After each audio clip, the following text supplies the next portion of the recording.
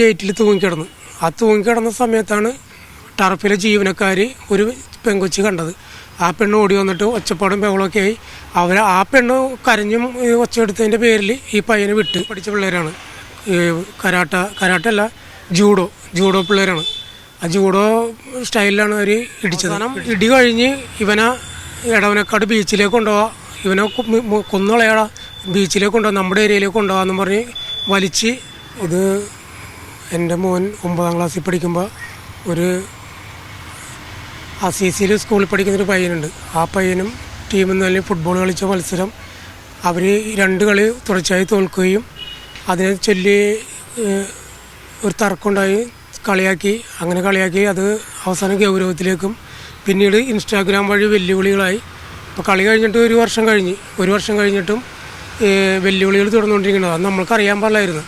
ഇപ്പോൾ ഈ അടുത്ത് എൻ്റെ മോൻ സ്പോർട്സ് സ്കൂളിൽ കോട്ടയത്ത് പഠിക്കുകയാണ്. അപ്പോൾ അവിടെ കഴിഞ്ഞ വെള്ളിയാഴ്ച റെഡ് അലർട്ട് ആയതുകൊണ്ട് ലീവിന് പോകുന്നായിരുന്നു. വീട്ടിൽ 3 ദിവസത്തെ മുടക്കണ്ടായിരുന്നു. അപ്പോൾ വീട്ടിലേക്ക് പോരാൻ പറഞ്ഞ് അങ്ങനെ വീട്ടിലേക്ക് 11 മണിയായപ്പോൾ ഇവിടെ എത്തി.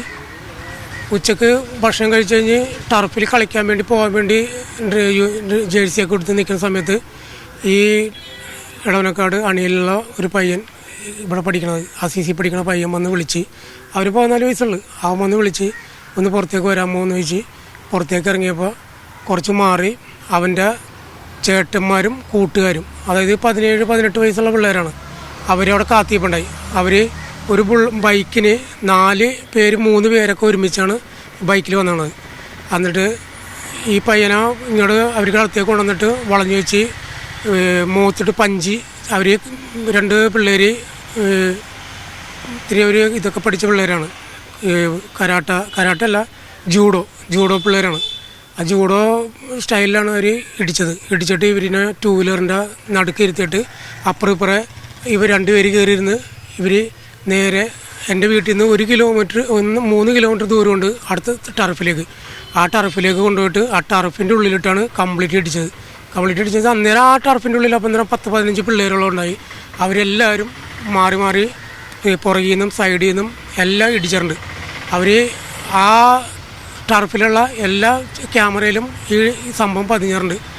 അവസാനം ഇടി കഴിഞ്ഞ് ഇവനെ എടവനക്കാട് ബീച്ചിലേക്ക് കൊണ്ടുപോവാ, ഇവനെ കൊന്നുകളയാ, ബീച്ചിലേക്ക് കൊണ്ടുപോകാം, നമ്മുടെ ഏരിയയിലേക്ക് കൊണ്ടുപോകാമെന്ന് പറഞ്ഞ് വലിച്ച് പുറത്തേക്ക് എടുത്തപ്പോൾ അവിടെ ഒരു 2 വീലർ ഇരിപ്പുണ്ടായി. ആ 2 വീലറിൽ കയറി പിടിച്ച് ആദ്യം നിന്ന് ഇവർ വെടിയിപ്പിച്ച് നേരെ പുറത്തേക്ക് വലിച്ചു കഴിഞ്ഞപ്പോൾ മെയിൻ ഗേറ്റിൽ തൂങ്ങിക്കിടന്നു.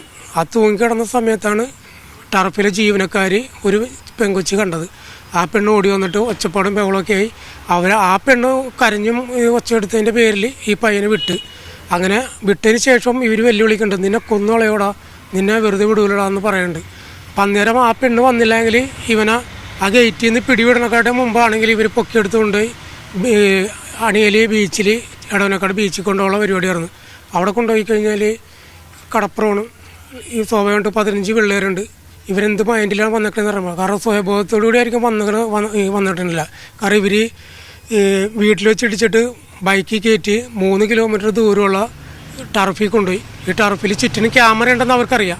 എന്നിട്ട് പോലും എന്തൊരു ധൈര്യത്തിലാണ് അവർ അവിടെ കൊണ്ടുപോയിട്ട് തല്ലിയത്.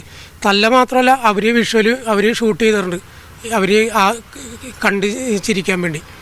ഞാൻ എൻ്റെ മോനെ ഇടിക്കുന്ന സീൻ കണ്ടിട്ട് എനിക്ക് തന്നെ വളരെ സങ്കടമായി.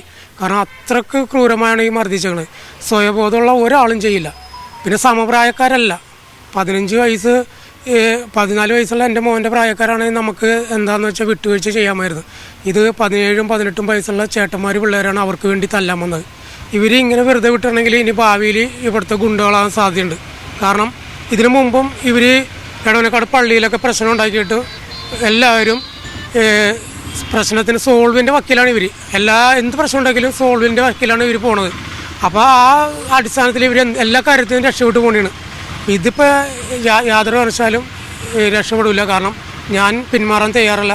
ഞാൻ കേസിന് അങ്ങേയറ്റം വരെ പോകാൻ തയ്യാറാണ്.